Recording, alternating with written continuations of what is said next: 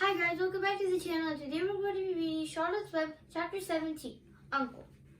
When they pulled into the fairgrounds, they could hear music and see the Ferris wheel churning in the sky.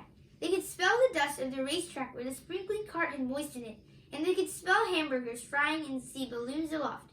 They could hear sheep blatting in their pens. An enormous voice over the loudspeaker said, "Attention please! Will the owner of a Pontiac car, license number H2439, please move your car away from the fireworks shed?" "Can I have some money?" asked Fern. "Can I too?" asked Avery. "I'm going to win a doll by spinning a wheel, and it will stop at the right number," said Fern. "I'm going to steer a jet plane and make it bump into another one." "Can I have a balloon?" asked Fern. "Can I have a frozen custard and a cheeseburger and some raspberry soda pop?" asked Avery. "You children be quiet till we get the pig unloaded," said Mrs. Arable. "Let's let the children go off by themselves," suggested Mr. Arable. "The fair only comes once a year." Mr. Arable gave Fern 2 quarters and 2 dimes. He gave Avery 5 dimes and 4 nickels.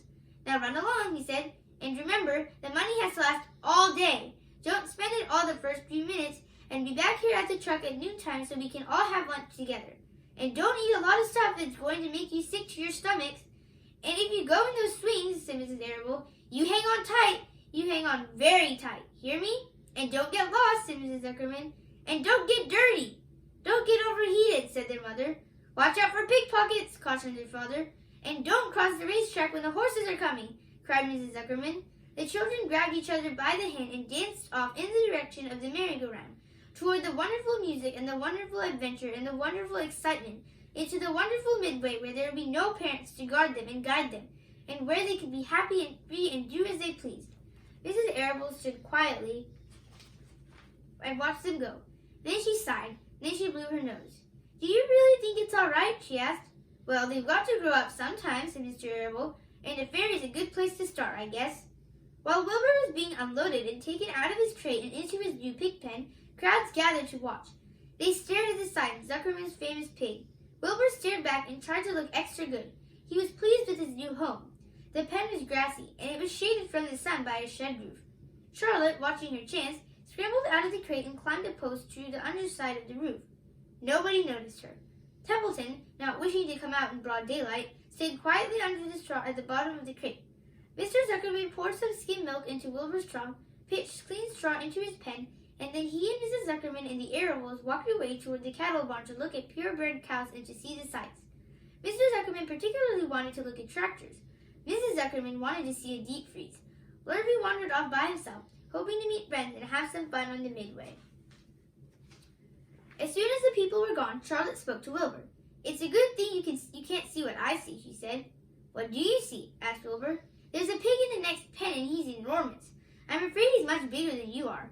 "Maybe he's older than I am, and has had more time to grow," suggested Wilbur. Tears began to come to his eyes. "I'll drop down and have a closer look," Charlotte said. Then she crawled along a beam till she was directly over the next pen. She let herself down on a drag line until she hung in the air just in front of the big pig's snout. "May I have your name?" she asked politely. The pig stared at her. "No name," he said in a big hearty voice. "Just call me Uncle." "Very well, Uncle," replied Charlotte. "What is the date of your birth? Are you a spring pig?" "Sure, I'm a spring pig," replied Uncle. "What did you think I was, a spring chicken?" "Ha ha, that's a good one, eh, sister?" "Mildly funny," said Charlotte. "I've heard funnier ones, though. Glad to have met you, and now I must be going." She ascended slowly and returned to Wilbur's pen. "He claims he's a spring pig," reported Charlotte, "and perhaps he is. One thing is certain, he has a most unattractive personality. He's too familiar, too noisy, and he cracks weak jokes. Also, he's not anywhere near as clean as you are, nor as pleasant. I took quite a dislike to him in our brief interview. He's going to be a hard pig to beat, though, Wilbur, on account of his size and weight. But with me helping you, it can be done." "When are you going to spin a web?" asked Wilbur. "This afternoon, late, if I'm not too tired," said Charlotte. "The least thing tires me these days. I don't seem to have the energy I once had. My age, I guess." Wilbur looked at his friend. She looked rather swollen, and she seemed listless. "I'm awfully sorry to hear that you're feeling poorly, Charlotte," he said. "Perhaps if you spin a web and catch a couple of flies, you'll feel better." "Perhaps," she said wearily, "but I feel like the end of a long day." Clinging upside down to the ceiling, she settled down for a nap, leaving Wilbur very much worried. All morning, people wandered past Wilbur's pen. Dozens and dozens of strangers stopped to stare at him and to admire his silky white coat, his curly tail, his kind and radiant expression. Then they would move on to the next pen where the bigger pig lay.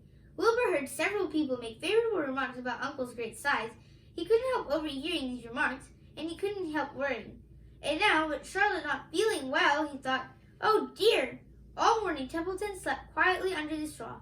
The day grew fiercely hot. At noon, the Zuckermans and the Arables returned to the pig pen. Then, a few minutes later, Fern and Avery showed up. Fern had a monkey doll in her arms and was eating Cracker Jack. Avery had a balloon tied to his ear and was chewing a candied apple. The children were hot and dirty. "Isn't it hot?" said Mrs. Zuckerman. "It's terribly hot," said Mrs. Arable, fanning herself with an advertisement of a deep freeze. One by one, they climbed into the truck and opened lunchboxes.